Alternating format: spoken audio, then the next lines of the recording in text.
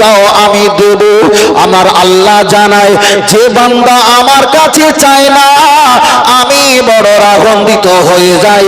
যে বান্দা আমার কাছে বারবার চায় আমি আল্লাহ ওই বান্দার প্রতি বড় খুশি হয়ে যাই। ও ভাইরা বাবাজিরা, লক্ষ্য করে দেখা যায় আব্বা মায়ের কবর আছে, আব্বা মায়ের কবর আছে।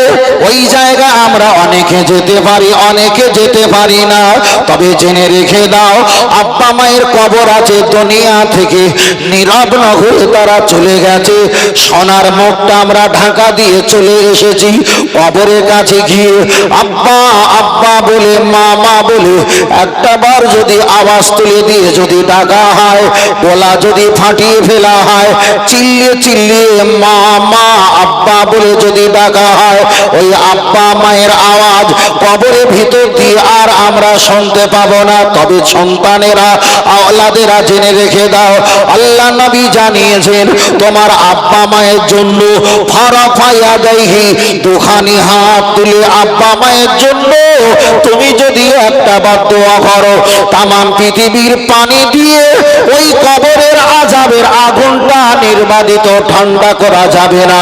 সন্তান আওলাদ তুমি যদি একটা বার আব্বা আব্বা মা মা বলে যখন কাঁদবে, তোমার অন্তরটা কলিজাটা একটু নরম হয়ে যাবে।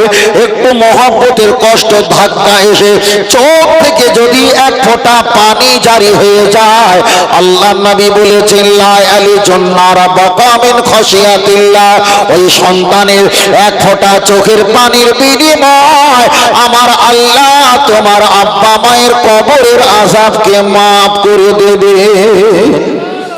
আরেকটু জোরে হবে না? তাদের জন্য দুনিয়ার মুসিবত থাকুক, এটা হবে, তাদেরকে ভুলে গেলে হবে না, সব চলবে। আল্লাহু আকবার, আল্লাহ। ও ভাইরা বাবাজিরা, তাই আমি আপনাকে বোঝাতে চেয়েছি, আজকে হয়তো কবরস্থান দেখা যায় সরকার থেকে মাটি ফেলে দিয়েছে। আমরা বড় আহাবা হলাম, বাহাবা হলাম যে সরকার থেকে 4 লক্ষ টাকার এখানে মাটি ফেলে দিয়েছে, পাঁচিল দিয়ে দিয়েছে। আমরা বড় খুশি হলাম, সুন্দর করে একটা লেখা কলপসের গেট করলাম, লোহার একটা গেট করলাম, বড় একটা ড্রেন করলাম পানি নিকাশার জন্য, বাহিরের জন্য। কতই আমরা খুশি হয়েছি, কিন্তু হিসাব হয়ে গেল ওই কবরস্থান তারা কিন্তু দখল করে নেবে। ওই কবরস্থানটা কোনো প্রমোটের কাছে, কোম্পানির কাছে, কোনো ব্যক্তির কাছে বিক্রি করে দেবে। জেসিবি গাড়ি দিয়ে ওই কবরস্থানে মাটিগুলো তুলে দূরে ফেলে দিয়ে ওখানে ঘর বাড়ি বাগান পুকুর পুষ্কর তৈরি করবে। আপনি বলেন আব্বা মায়ের কবরের কাছে কোন জায়গায় গিয়ে কাঁদবেন? তবে জেনে রেখে দাও, তাই আমি বারবার করে একটা বার বলতে চেয়েছি, দুনিয়ায় যখন কারেন্ট চলে যায়, কারেন্ট চলে যাওয়ার আগে আমরা একটু টর্চ লাইটে মোবাইলে একটু চার্জ যেমন ভরে নেই, ঠিক এই পরিবেশ আসার আগে আব্বা মায়ের জন্য একটু দোয়া চেয়ে নাও। জানি না কখন কি পরিবেশ চলে আসবে, তাই আমি আপনার কাছে একটা বার বোঝাতে চেয়েছি, আল্লাহর কাছে চাইতে হবে, আল্লাহর কাছে চাইতে হবে। দুনিয়ার নবীরা বিপদে পড়েছে, আল্লাহর কাছে চেয়েছে। সাহাবীরা বিপদে পড়েছেন, আল্লাহর কাছে চেয়েছে। তাবা তাবি আহমদ মুস্তাহিন খোলাফায়ে রাশিদিন পীর মাশায়েখ ওলিয়া আউলিয়া ওই জামানার ব্যক্তিরা বিপদে পড়েছে, আল্লাহ পাকের দরবারে চেয়েছে। বিপদে পড়লে আমিও আল্লাহর কাছে যাব। তবে আল্লাহ পাক জানিয়ে দিলেন, যে বান্দা আমার কাছে চায় আমি আল্লাহ বড় খুশি হয়ে যায়। ইয়াকা নাবুদু ওয়া ইয়াকা নাস্তাইন, আল্লাহ বললেন বান্দা আমার ইবাদত, আমার তাসবিহ পাঠ করবে, আমি আল্লাহ আমার কাছে চাইবেন। জোরে বলেন সুবহানাল্লাহ, আর একটু জোরে বলেন সুবহানাল্লাহ। আল্লাহ আল্লাহ। ও ভাইরা বাবাজিরা, আগিয়ে চলে যাওয়া যায়, লক্ষ্য করে দেখা যায় আল্লাহ নবীর কাছে একটা সাহাবী এসে বললেন, ইয়া রাসূলুল্লাহ, হাবিবাল্লাহ, আমার একটা খাজুরের বাগান আছে, ওই বাগানটা আমি হলাম বাড়ির পরিবারের ভিতরে অল্প সংখ্যক মানুষ, আমি হলাম একা, কিন্তু আমার পাশে যারা আছে ওরা অনেক ফ্যামিলি, অনেক ওদের পরিবার, ওরা আমার জায়গাগুলো দখল করে নেয়, আমার ভিটে বাড়ির উপরে ওরা এরিয়া করে দেয়, আমার খাজুর বাগান আছে, খাজুর বাগানগুলো ওরা দখল করে নেয়। ইয়া রাসূলুল্লাহ, আপনি একটা বার বলেন, আমি ওই জায়গাগুলো ওদেরকে ছেড়ে দেব না, দখল করে নেব? আল্লাহ নবী বললেন, তুমি ছাড়বে না, তুমি দখল করে রাখো। ইয়া রাসূলুল্লাহ, ওরা তো সংখ্যায় অনেক, আমি তো সংখ্যায় একা, ওরা যদি আমাকে ক্ষতি করে? আল্লাহ নবী জানিয়েছেন, ও আমার সাহাবী, জেনে রেখে দাও, তোমার উপরে যদি ক্ষতি করে, তুমি তাদের, তোর ওমরা যদি তোমার সঙ্গে অশান্তি করে, তুমিও তাদের সঙ্গে অশান্তি করো। হাদিস শরীফে এসেছে, ওরা যদি তোমার সঙ্গে ধস্তাধস্তি করে, তুমিও তাদের সঙ্গে ধস্তাধস্তি করো। ওরা যদি তোমাকে মারতে আসে, তুমিও তাদেরকে মারতে যাও। তবে ওরা যদি তোমার কাছে আসে, তুমিও তাদের কাছে যাবে, যুদ্ধ করবে। যুদ্ধ করতে গিয়ে যদি তুমি হেরে যাও, তুমি যদি মারা যাও, শহীদের জান্নাতে সওয়াব পাবে। তবে তুমি যদি জিতে যাও, ইসলামের মর্যাদা আল্লাহ পাকের দরবারে আরো বেশি হয়ে যাবে। এবার আমি আপনাকে একটাই ব্যাখ্যা দিই। তাহলে একটা সাহাবী, তিনি নবীর কাছে এসে বললেন, ইয়া রাসূলুল্লাহ, হাবিবাল্লাহ, আপনি একটা বার বলেন, আমার জায়গা, আমার জমি, আমার খাজুরের বাগান কেউ যদি আমার কাছ থেকে ছিনিয়ে নেয়, আমি সেটা কি করব? আল্লাহ নবী বললেন, তুমি সেটা জোর করে রেখে দাও, তোমার সম্পত্তি তুমি আঁকড়ে ধরো। তোমার কাছ থেকে যদি ছিনিয়ে নেয়, তাদের সঙ্গে তুমি ধস্তাধস্তি করো। আল্লাহ নবী বললেন, তুমি যদি মারা যাও, শহীদের জান্নাতের মর্যাদা, আর তুমি যদি হেরে যাও, তুমি মারা গেলে শহীদের মর্যাদা, আর তুমি যদি জিতে যাও, ইসলামের মর্যাদা বেড়ে যাবে। ও ভাইরা, বাবাজিরা, একদিকে ইহুদি, খ্রিস্টান, বেঈমান, কাফের, মুশরিকরা আমাদের মসজিদটা দখল করতে চায়, আমাদের মাদ্রাসা দখল করতে চায়, আমাদের খানকা, আমাদের ঈদগাহ, আমাদের মক্তব দখল করতে চায়, আমাদের কবর বাড়িগুলো দখল করতে চায়। তাহলে নবীর সাহাবা, নবী শিক্ষা দিয়েছে, তোমার খাজুরের বাগান, ভিটে বাড়ি যদি ওরা দখল করে নেয়, তাদের সঙ্গে ধস্তাধস্তি করো। মারা গেলে শহীদ হবে, জিতে গেলে ইসলামের মর্যাদা হয়ে যাবে। তাহলে দুনিয়া, সমাজ, সম্পত্তি যদি এর জন্য রাসূল যুদ্ধ করতে বলে, তাহলে একদিকে আমার মসজিদ, একদিকে মাদ্রাসা, একদিকে খানকা, একদিকে মক্তব, একদিকে আমার জন্মভূমি, আমার পিতৃভূমি, যারাই দখল করে নেবে, এর জন্য যুদ্ধ করা কোরআন হাদিসের অনুপাতে জায়েজ, জায়েজ। জোরে জোরে বলেন জায়েজ।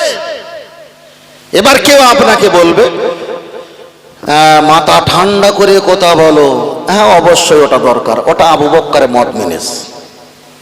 কেউ বলবে, যদি আমাদের ডি ভোটার হয়ে যায়, হিয়ারিং এ যদি নাম ডেকে সেখানে হয়রানি যদি করায়, প্রতিটা অফিসের ইট খুলে নিয়ে এলাকায় চলে আসবো, ওটাও জায়েজ। তাহলে একজন আবু বকরের মতো পরিবেশ দেখিয়েছে, একজন ওমরের মতন গরম দেখিয়েছে। দুটোর প্রয়োজন আছে না নাই? দুটোর প্রয়োজন আছে। তবে এলাকায় কিছু মানুষ থাকবে, হয়তো সে ভোটারে কোনো সমস্যা হয়নি, সে কিন্তু বগল বাজাবে, কি তোরা ফর্ম ফিল আপ করেছিস, কথা বোঝেন না? এইসব মুনাফিকের জন্যই সমস্যাটা বেশি। এইসব মুনাফিকের জন্য। আপনার বাড়ি 6টা ছেলে আছে, আপনি 6টা ছেলে আছে বলে আপনার কি সবগুলো নাম বাদ যাবে? আল্লাহ আল্লাহ। কোন এক রাজনৈতিকের মানুষ বলেছিল, তোমরা যদি একটা করে ছেলে অন্তত যদি লাও, 6 লক্ষ টাকা করে পুরস্কার দেবো। এখন তো মোবাইল, অনলাইন তার প্রমাণ। বক্তব্য দিদি বলেছিল, বুঝলেন না, যে তোমরা একটা করে ছেলে সন্তান, মুসলমানেরা অনেক করে নেয়, তোমরা একটা করে ছেলে নিলে 6 লক্ষ টাকা করে আমাদের পক্ষ থেকে পাবে। ওরা চক্রান্ত, আমাদের বাচ্চাগুলো বন্ধ করা হবে, সংখ্যা কমানো হবে, এদিকে দেওয়া হবে। বাবা, আমি যখন আসামে গিয়েছিলাম, ঠিক মানে কি বলে লকডাউনের যখন ছেড়ে গেছে, তারপরে যখন গিয়েছিলাম আসাম গুয়াহাটি থেকে 120 কিলোমিটার দূরে একটা জেলা পড়ে, সেখানে জলসায় যেতে যেতে যেতে যেতে ড্রাইভার দেখাচ্ছে, হুজুর ওই যে পাহাড় আছে, আসামে তো পাহাড় বেশি, পাহাড় আছে পাড়ামের ওই পারে ডিটেনশন ক্যাম্প। আমি হ্যাঁ, বলে হ্যাঁ হুজুর, ওখানে কেউ যেতে পারবে না, সাধারণ কোনো পুলিশ যেতে পারবে না। আলে কি ব্যাপার? বলে হুজুর আমরা কিছু প্রমাণপত্র দেখি আমাদের 2-4 জনকে উদ্ধার করে নিয়ে এসেছি, যারা একটু প্রমাণ দেখাতে পারছে না তাদের আর শেষ নেই, শেষ একেবারে শেষ। তাই আপনার যদি এই আপনি যেটা ভোটার বিষয় হালকা করে নিচ্ছেন, যদি আপনার একটাবার হেয়ারিং এ ডি ভোটার হয়ে যায়, কান খুলে শুনে রাখো, আমি বলছি আপনাকে 2 বছর অফিসে রাখা হবে। আর সে অফিস নামে হলো বাথরুমখানা, আর সেই জায়গায় এমন রাখবে 2 বছরের জায়গা 2 মাস থাকলে মানুষ মারা যাবে। আর ওই মেরে দেওয়াটাই হলো তোর কৌশল, মেরে দেওয়াটাই হলো কৌশল, বুঝলেন না? প্রথমে এক ধাপ এসেছিল হেয়ারিং এর জন্য, আবার পরে এক ধাপ এসেছে, আবার 21 তারিখে আর এক ধাপ আসবে। এই এক ধাপ হতে হতে হতে হতে হতে 100-র ভিতরে 80% মানুষকে উড়িয়ে দেওয়া হবে। কোথায় যাবে? তারপরে কি করবে? আমি আসামের কথা বলছি, যেটা হয়েছে আমার শোনা, তাদের এলাকায় গিয়ে হুজুর রাতের বেলা পুলিশ আসবে, কাগজপত্র চেক করে নিয়ে বলবে এক্ষুনি চলো, তোমরা 10 জন চলো থানায়, চলো 10 জনকে গাড়িতে তুলে নিয়ে যাবে। ওই 10 জনকে কোথায় নিয়ে যাবে খবর নেই। পরে আবার তিনি এসে 20 জনকে নিয়ে যাবে, ওখানে নিয়ে যাবে থানায় নাম করে, সে 20 জন কোথায় যাবে কোনো ঠিকানা পাতা নেই। এরকম করে করে এলাকা থেকে মানুষ কোনো গায়েব। এই যে এপ্রিল ফুল, যেটা 1 এপ্রিলে যে আমরা আনন্দ করে ছেলেরা, এই এপ্রিল ফুল হয়েছিল এই কারণে, মুসলমানদেরকে ধরে ধরে বড় সমুদ্রের মাঝখানে জাহাজ ভর্তি করা হয়েছিল। মুসলমানকে জাহাজ ভর্তি করে হাজার হাজার মানুষকে জাহাজে তুলে নেওয়া হয়েছিল। সমুদ্রে বঙ্গোপসাগরের মাঝখানে গিয়ে সেই জাহাজটাকে বুড়িয়ে দেওয়া হয়েছিল। হাজার হাজার লক্ষ লক্ষ মুসলমান শেষ। সেই দিন ওরা নাম রেখেছে এপ্রিল ফুল, 1 এপ্রিল। কি আনন্দ করে ছেলেরা, জানে না তোর বাপ মারা গিয়েছিল, তোর ভাই মারা গিয়েছিল, মেরে দিয়েছিল, সেই দিন ওরা আনন্দ করে, তার নাম দিয়েছে এপ্রিল ফুল। কথা ঠিক না বেঠিক? আসবে মুসিবত, আসবে, আল্লাহ আল্লাহ। তবে জেনে রেখে দাও, তাই আমি আপনাকে একটাই কথা বারবার করে বলছি, লক্ষ্য করে দেখা যায় আমাদের সব দখল করে নিয়ে নিতে পারে। ওরাই বলেছে 6 জন আর বেশি নাম হলে আমাদের এখানে নাম উঠবে না, ডি ভোটার করা হবে। কিন্তু নবী আমার জানিয়ে দিলেন, ও আমার উম্মত উম্মাতানিরা জেনে রেখে দাও, ইয়ামুল জাযা আর ইয়ামুদ্দিন, ইয়ানি বদলা দেনে কা দিন, ইয়ামুল জাযা আর ইয়ামুদ্দিন ইয়ানি হাসর কা দিন। ওই কিয়ামতের ময়দানে আনা সাইয়্যিদু উলদি আদম ইয়ামাল কিয়ামা, আমি সর্দার হব, আমি লিডার হব, আমি মাতব্বার হব, আনা আউয়ালু শাফিন, আমি রাসূল প্রথম সুপারিশকারী হয়ে যাব। আল্লাহ নবী বললেন, তবে জেনে রেখে দাও, ওয়ালাল আখিরাতু খায়রুল লাকা মিনাল উলা, আল্লাহর কোরআন জানিয়ে দিয়েছেন, তোমায় দুনিয়াতে আমি কষ্ট দিয়েছি, কিন্তু হাসরের মাঠে আমি তোমায় কষ্ট দেব না।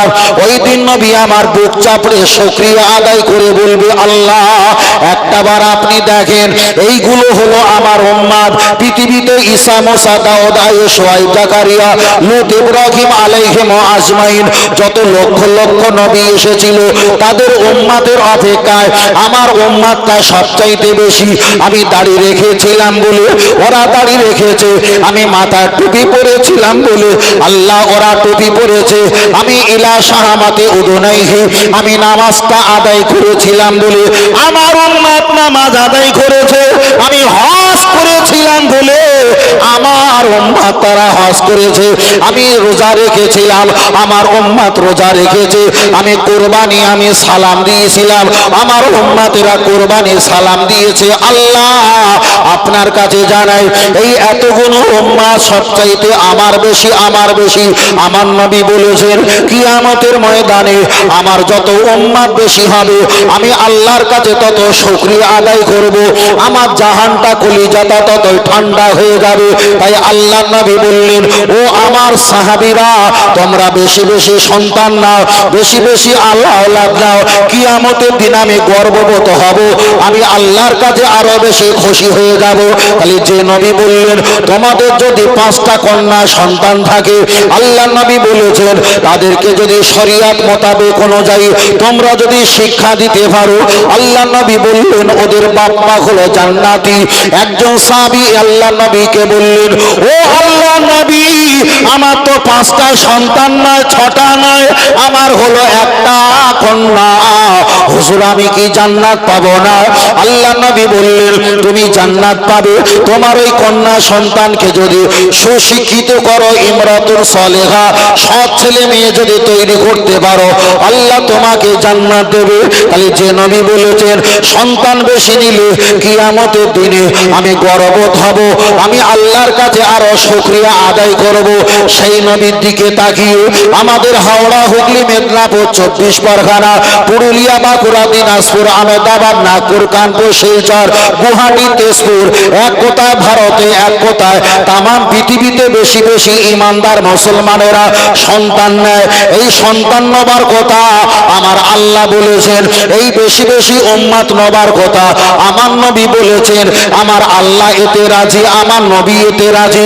তাই পৃথিবীর সরকার, দুনিয়া সরকার, ভারতের সরকার তিনি হিসাব করেছে মুসলমানেরা এরা যদি বেশি বেশি করে সন্তান নেয়, আজকে ওদেরকে সংখ্যালঘু বলে ডাকি, হয়তো 10 বছর ধরে সংখ্যালঘু বলে ডাকবো। আমাদের 1টা 2টো করে সন্তান, ওদের 6টা 7টা করে সন্তান, হয়তো 20-30 বছর পরে এই ভারতবর্ষ মুসলমানেরা দখল করে নেবে। এই চিন্তায় আর ক্ষোভে পেটে পড়ে মুসলমানকে ডিভোটার করে 6টা সন্তান হলে নাম পাবে না, এই সিদ্ধান্ত নিয়েছে। একটাই উদ্দেশ্য, মুসলমানের বাচ্চা সন্তান বন্ধ করার উদ্দেশ্য, একটাই চক্রান্ত। ও আমার বাপজিরা জেনে রেখে দাও, আমরা তাদের কথা মানছি না, মানবো না। তার কারণ হলো আমরা মুখে দাড়ি রেখেছি, আমার নবীর কথা শুনে, আমরা নামাজ পড়ি, আমার নবীর কথা শুনে, আল্লাহকে দেখিনি বিশ্বাস করেছি, আমার নবীর কথা শুনে, আল্লাহর জান্নাত আছে আমরা চোখে দেখিনি, আমার নবী দেখে এসে বললেন আল্লাহ ফখরা ফিহি, আমি অহংকার করে বলছি না, আমি জান্নাত দেখেছি, জান্নাত বিশ্বাস করি, আমার নবীর কথা শুনে। আল্লাহ নবী জানিয়ে দিয়েছে, আল্লাহ নবী জানিয়ে দিয়েছে। ও আমার সাহাবীরা জেনে রেখে দাও, আমি তোমাদেরকে জানিয়ে দিই, আনা বুইস্তু মুআল্লিমান আও কামা ক্বালা আলাইহিস সালাম, আমি তোমাদের শিক্ষক। তাহলে তামাম পৃথিবীর ইমানদারের শিক্ষক যদি আমার আপনার নবী হয়, সেই শিক্ষক বলেছে বেশি বেশি সন্তান নাও, আর বেঈমান বলেছে সন্তান নেওয়া যাবে না। বেঈমানের বুকে চোখে লাথি মেরে আমার নবীর কথা নিয়ে বেশি সন্তান আমরা দুনিয়াতে দান করব, যাতে করে আল্লাহ আর নবীর দিন তামাম পৃথিবীতে সহজে ছড়িয়ে যায়।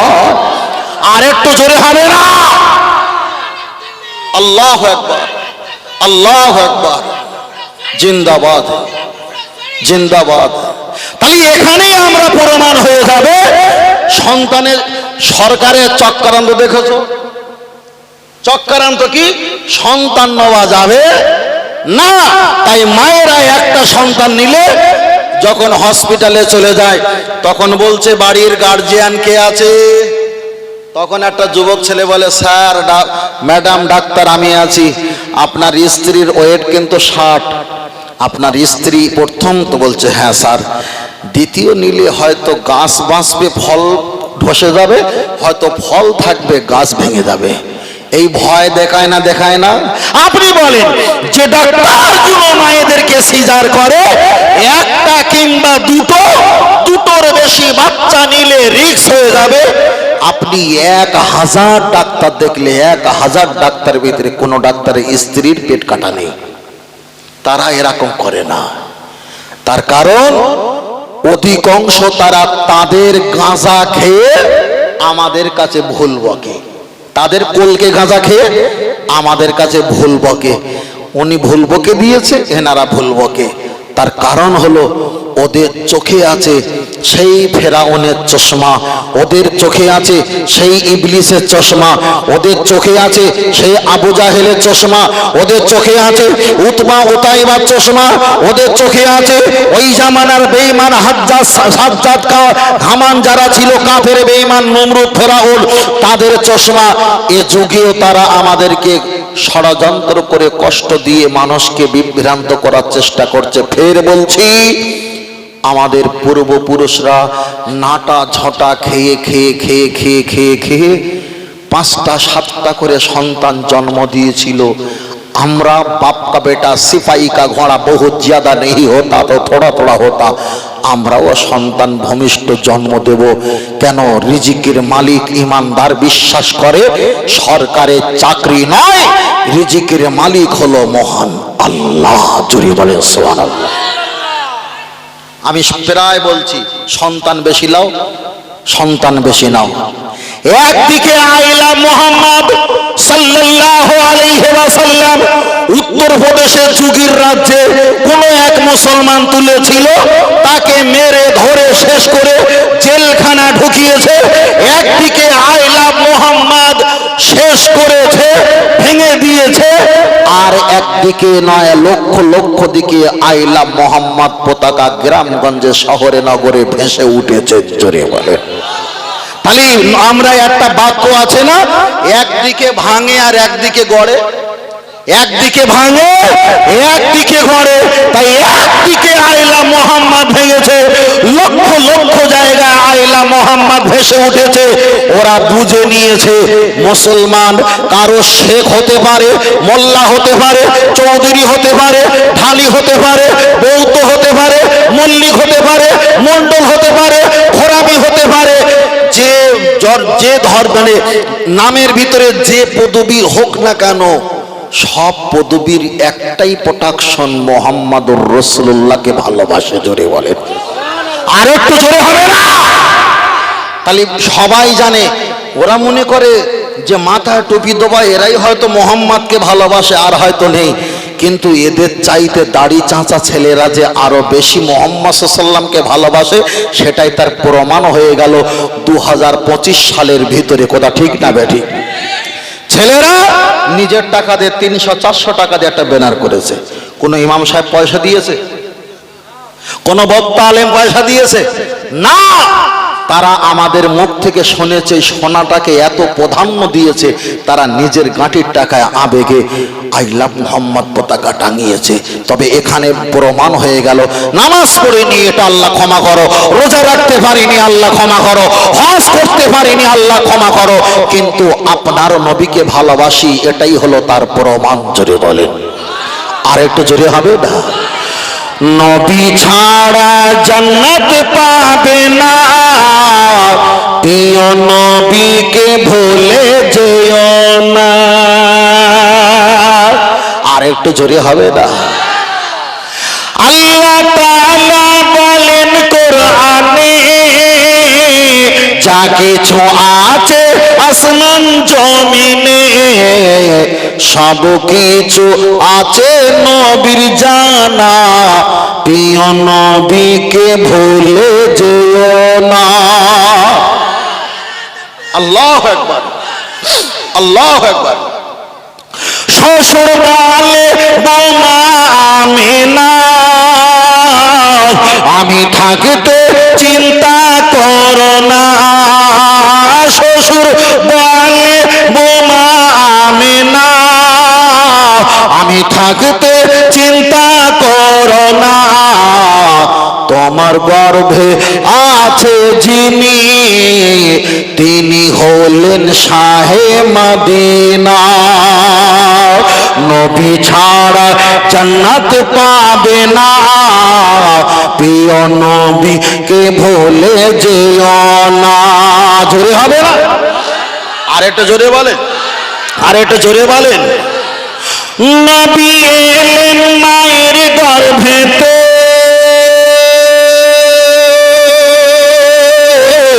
নবী এলেন মায়ের গর্ভেতে, পিতা গেলেন সিরিয়ায় ব্যবসাতে।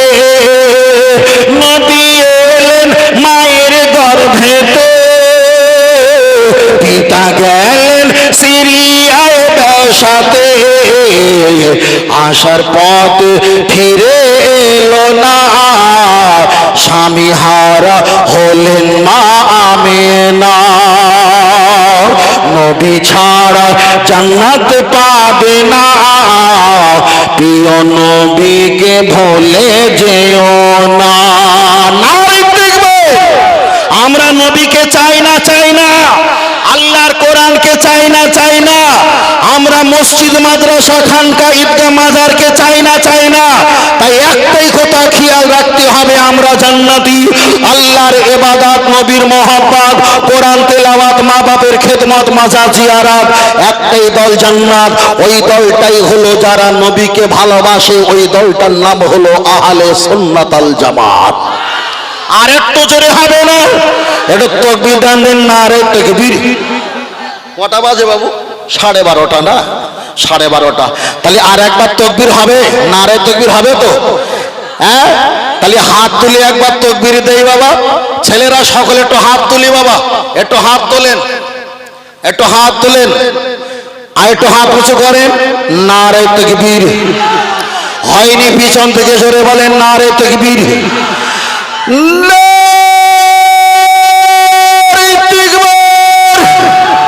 সিলসিলাহা ফুরফুরা শরীফ, মদিনা মক্কা শরীফ, আজমির দরবার শরীফ, বাগদাদ দরবার শরীফ, হিজরি দরবার শরীফ, বসিরহাট দরবার শরীফ, আল কোরআনের আলো, আল হাদিসের আলো, প্রতি বছরে না এবছরে মহান ইসাল্লে সব।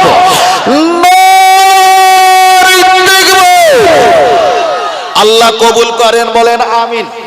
আর একটু জোরে হবে না?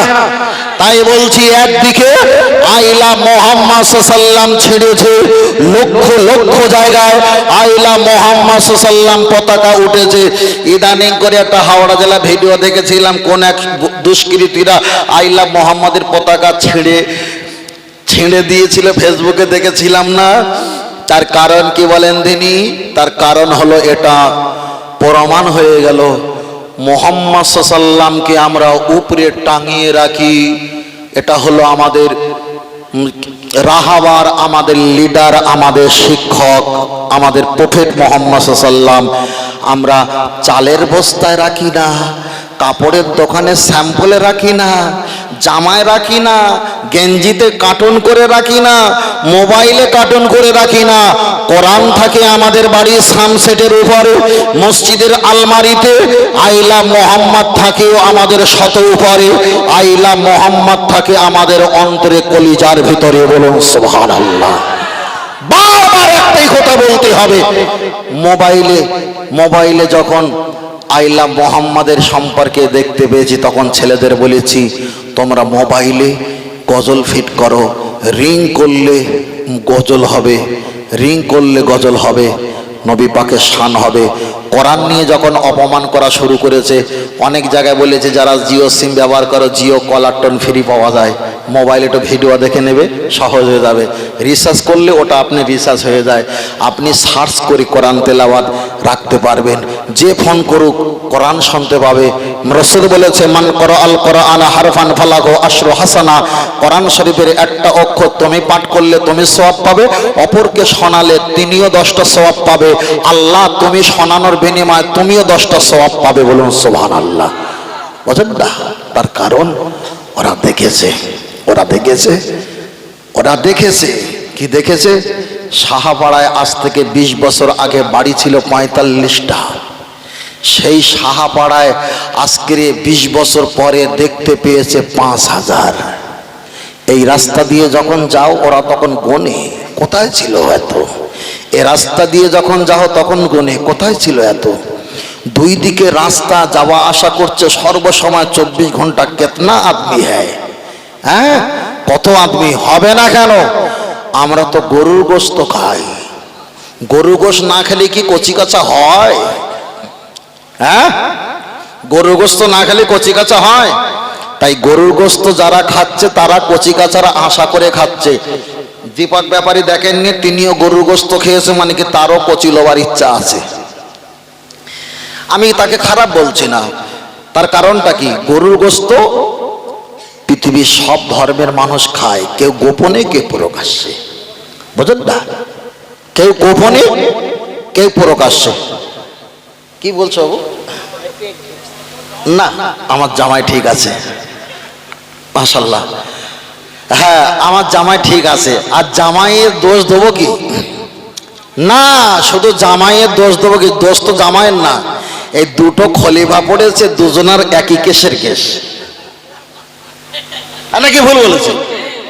দুজনে এক কেসের। আমি এখন কারে বিয়ে দেবো আমার মেয়েটাকে নিয়ে? এখন এনাকে জামাই করব না আমার ওই বুড়ো জামাইটাকে জামাই করব? আমি খুব টেনশনে পড়েছি, বুঝলেন তো? হ্যাঁ, টেনশনে পড়েছি। আলহামদুলিল্লাহ। তবে আমার জামাই শরীর ভালো আছে তো বাপ? শরীর আছে তো? মাশাআল্লাহ মাশাআল্লাহ। আমার জামাই প্রতি জলসায় আপনাদের স্টেজে থাকে না? সেবারে ওই বল খেলা মাঠে আমার জন্য চাদর নিয়ে এসেছিল জামাই, এবারে মনে কিছু নিয়ে আসেনি। জামাইয়ের নাম এসছে? এসআইতে নাম এসছে না? ওপারের মাল নাম এসছে তো? খবরদার, আমার জামাইয়ের নাম যদি ভারত থেকে যদি উড়ে যায়, আমরা কিন্তু টোটাল কোন জায়গায় অফিস আদালতের ইট রাখবো না, পুরো ভেঙে চুরমার করে দেবো। কেন? আমার মেয়ে তো বিধবা হবে। একই, আমার মেয়ে বিধবা হবে না? আমার মেয়ে বিধবা হবে। তবে জামাইকে টিকিয়ে রাখতে হবে, জামাইকে টিকিয়ে রাখতে হবে। লজিক, মুকেশ আম্বানি অকাপ সম্পত্তির উপরে ঘর বেঁধে আছে কোটি কোটি করোড় টাকা।